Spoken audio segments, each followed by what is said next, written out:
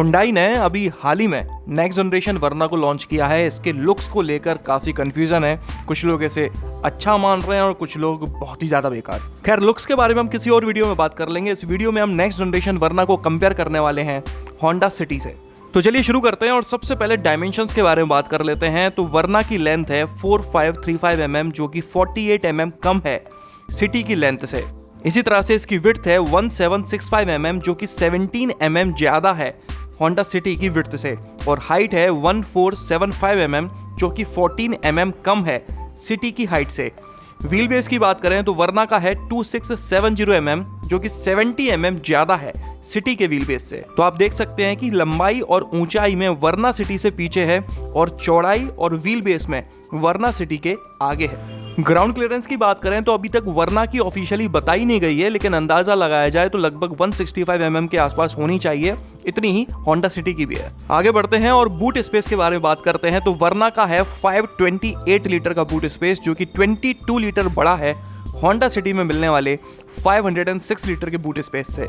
Fuel tank capacity के बारे में बात करते हैं तो वर्ना में 45 लीटर का फ्यूल टैंक मिलता है, जो कि 5 लीटर बड़ा है होंडा सिटी में मिलने वाले 40 लीटर के फ्यूल टैंक से। टर्निंग रेडियस के बारे में बात की जाए, इसका मतलब होता है कि कितनी कम जगह में गाड़ी मुड़ सकती है। ये जितना कम होता है उतना ही अच्छा माना जाता है।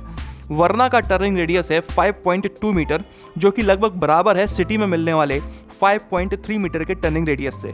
टायर्स की बात करते हैं तो दोनों ही गाड़ियों में 15 और 16 इंच के टायर्स मिल जाते हैं, लेकिन वर्ना के टायर्स थोड़े ज़्यादा चौड़े हैं।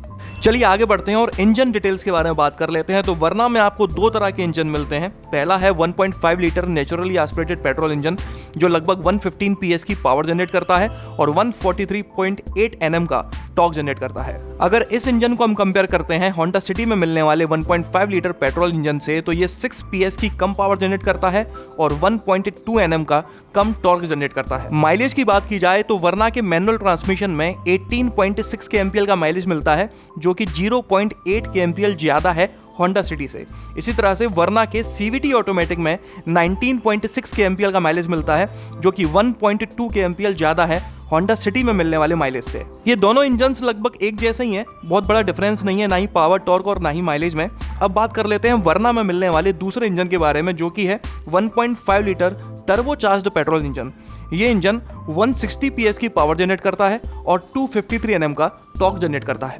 अगर इस इंजन को हम कंपेयर करते हैं होंडा सिटी में मिलने वाले इंजन से, तो ये 39 PS की ज़्यादा पावर जनरेट करता है और 108 Nm का ज़्यादा टॉर्क भी जनरेट करता है। और सबसे मज़ेदार बात यह है कि इतनी ज़्यादा पावर और टॉर्क का डिफरेंस होने के बाद भी ये होंडा सिटी से ज़्यादा माइलेज भी क्लेम करता है। इस इंजन में आपको मैनुअल ट्रांसमिशन में 20 kmpl, जबकि DCT ऑटोमेटिक में 20.6 kmpl का माइलेज मिल जाता है, जो कि 2.2 kmpl ज़्यादा है होंडा सिटी में मिलने वाले माइलेज से। तो इंजन डिटेल्स के मामले में यहाँ पर वर्ना आगे निकल जाती है। इसकी माइलेज भी ज़्यादा है पावर और टॉर्क के साथ साथ। आप लोग जानते ही होंगे कि होंडा सिटी में एक हाइब्रिड वेरिएंट भी मिलता है, 1.5 लीटर हाइब्रिड, जो लगभग 98 PS की पावर जनरेट करता है और 127 Nm का टॉर्क।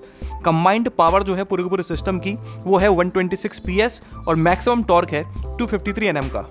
पावर और टॉर्क जो है वो अभी भी वर्ना से कम ही हैं, लेकिन अगर हम हाइब्रिड वेरिएंट के माइलेज की बात करें तो उसमें आपको 27.13 kmpl का माइलेज मिल जाता है, जो कि बहुत बड़ा डिफरेंस है वर्ना के दोनों इंजन में क्लेम किए जाने वाले माइलेज से। लेकिन अफसोस की बात यह है कि सिटी का ये हाइब्रिड वेरिएंट 4 से 5 लाख रुपए महंगा मिलता है। यही वजह है कि इस इंजन को मैंने डायरेक्ट कंपेयर नहीं करा वर्ना के किसी भी इंजन से। चलिए अब बात कर लेते हैं सेफ्टी के बारे में। तो आजकल 6 एयरबैग्स और एडास हर किसी गाड़ी में मिलना एक ट्रेंड बन गया है, एक फैशन बन गया है। तो यहाँ पर भी वही हालत है। डिटेल में जाकर देखते हैं। तो वर्ना में आपको स्टैंडर्ड सेफ्टी फीचर्स के नाम पर, मतलब कि हर किसी वेरिएंट में कम से कम सेफ्टी जो मिलती है वो ये है: ABS, 6 airbags, EBD, emergency stop signal, seat belt pretensioner for driver and co driver, seat belt reminder for all seats और आइसोफिक्स चाइल्ड सीट। ये सभी वो फीचर्स हैं जो आपको वर्ना में कम से कम मिलते ही मिलते हैं। इसके अलावा अगर आप वर्ना का बेस वेरिएंट को छोड़कर बाकी सभी वेरिएंट्स के बारे में बात करें तो इन सेफ्टी फीचर्स के अलावा आपको हिल start assist, electronic stability control और व्हीकल स्टेबिलिटी मैनेजमेंट जैसे फीचर्स भी मिल जाते हैं। और अगर वर्ना के टॉप वेरिएंट की बात की जाए SX ऑप्शनल की, फिर चाहे CVT ऑटोमेटिक हो या फिर DCT ऑटोमेटिक, तो उसमें आपको एडास मिल जाता है। बाकी एडास और किसी वेरिएंट में है नहीं। चलिए अब देख लेते हैं कि होंडा सिटी में आपको स्टैंडर्ड सेफ्टी फीचर्स के नाम पर क्या कुछ मिल जाता है। ABS, 4 airbags, EBD, brake assist, seat belt pretensioner for driver and co driver, ISOFIX child seats, vehicle stability assist, electronic stability control, traction control system, agile handling assist, hill start assist और emergency stop signal जैसे features आपको standard मिल जाते हैं हर किसी variant में। इसके अलावा होंडा सिटी का बेस वेरिएंट छोड़कर बाकी सभी वेरिएंट्स में आपको इन सब सेफ्टी फीचर्स के अलावा एडास मिल जाता है।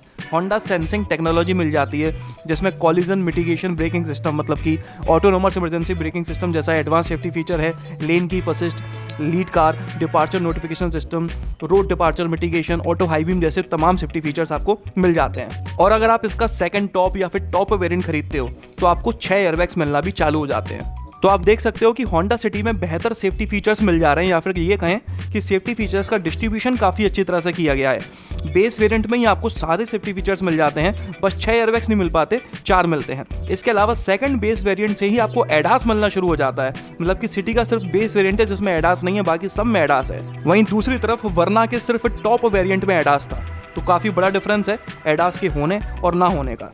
ग्लोबल एनकैप ने अभी तक इन दोनों ही गाड़ियों का क्रैश टेस्ट नहीं किया है, लेकिन जहां तक है सेफ्टी फीचर्स के लिहाज से देखा जाए तो ये दोनों ही गाड़ियां अच्छा परफॉर्म कर सकती हैं। चलिए बात कर लेते हैं कंफर्ट एंड कन्वीनियंस के फीचर्स के बारे में। सबसे पहले मैं आपको उन फीचर्स के बारे में बता देता हूं जो आपको होंडा सिटी में मिल जाते हैं लेकिन नेक्स्ट जनरेशन वरना में नहीं मिल पाते। चारों विंडोज में 1 टच अप एंड डाउन मिल जाता है, जबकि वरना में सिर्फ ड्राइवर वाली में मिल पाता है। रेन सेंसिंग वाइपर्स और LED फॉग लैंप्स, ये वो फीचर्स हैं जो आपको होंडा सिटी में मिल जाते हैं लेकिन वरना में नहीं मिल पाते। और अब मैं आपको उन फीचर्स के बारे में बता देता हूं जो आपको नेक्स्ट जनरेशन वरना में मिल जाते हैं लेकिन होंडा सिटी में नहीं मिल पाते। Front end rear parking sensors, जबकि होंडा सिटी में सिर्फ रियर में दिए गए हैं। Electrically adjustable driver seat, city में मैनुअली एडजस्टेबल मिल पाती है। Heated and cooled ventilated front seats in वरना, होंडा सिटी में ऐसा कुछ नहीं है। Cooled glove box, corner headlamps. Next generation वरना में आपको डुअल स्क्रीन मिल जाती हैं, एक है 10 इंच की जिसमें आप ऑडियो वीडियो नेविगेशन चला सकते हो और दूसरी इंफोटेनमेंट सिस्टम के लिए दी गई है 8 इंच की, जबकि होंडा सिटी में एक सिंगल स्क्रीन मिलती है आपको 8 इंच की। वरना के DCT टॉप वेरिएंट में आपको पीछे भी डिस्क ब्रेक्स मिल जाते हैं आगे के साथ साथ, लेकिन होंडा सिटी में ऐसा कुछ नहीं है। अगर आप हाइब्रिड वेरिएंट खरीदते हो होंडा सिटी का तो आपको जरूर पीछे वाले टायर्स में भी डिस्क ब्रेक्स मिल जाते हैं।